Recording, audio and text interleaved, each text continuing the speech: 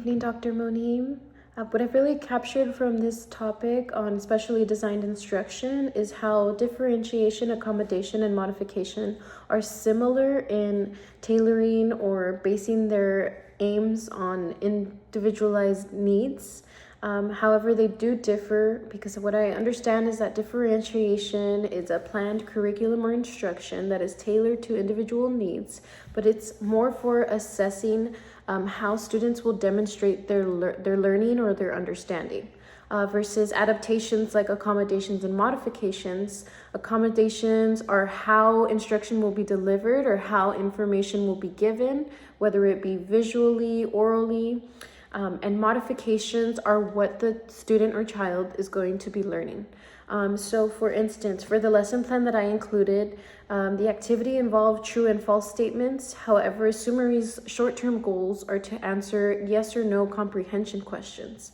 So I changed the formatting essentially to say, true, yes, this is true, this was said in the video, versus false, no, this is not true, and it was not shared in the video.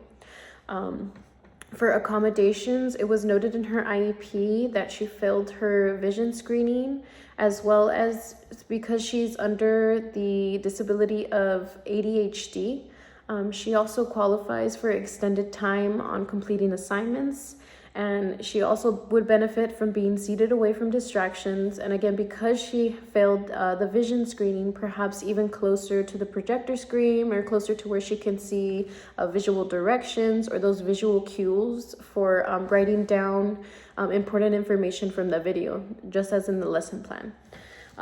For differentiation, this is how a child will demonstrate learning. So for her, she does also fall under the category of SLD, which can affect her reading comprehension, and dyslexia.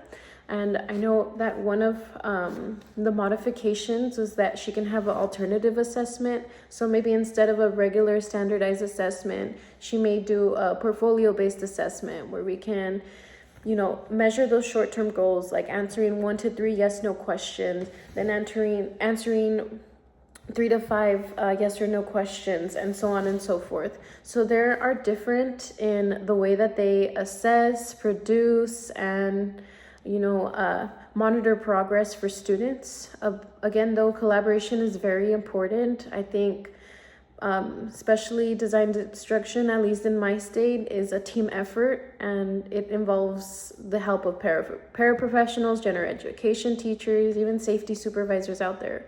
One of her goals was to be able to communicate when she is frustrated or angry. So that is also something that can be supported on outside of the classroom. If she's ever upset, it's really important to offer her options, or even when she's being defiant and saying no to tasks, we can say, okay, remember, Sumeri, you always have a choice. If you decide not to do this assignment, that means that you will not be able to engage in your preferred activity, whether that is a game on the tablet or participating in a class discussion on a favorite subject.